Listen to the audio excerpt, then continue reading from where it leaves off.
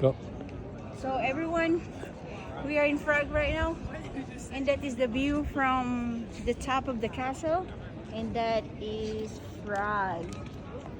If you notice, we just came from there, and now we are here to the castle.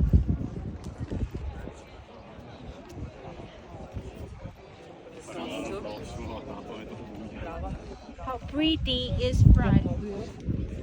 At napakainit po sa panahon ngayon, napakainit talaga po. Pero worth it, ang pagod from the hill going up here in the castle.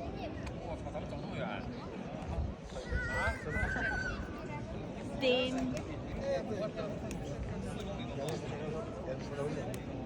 kaya pag may panahon kayo, huwag nyo na hong hintayin na pagtanda nyo dahil mahirap kong umakyat dito sa Prague, sa castle.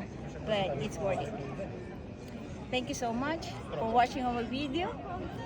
Subscribe and click. Gusto ko magpa-picture sa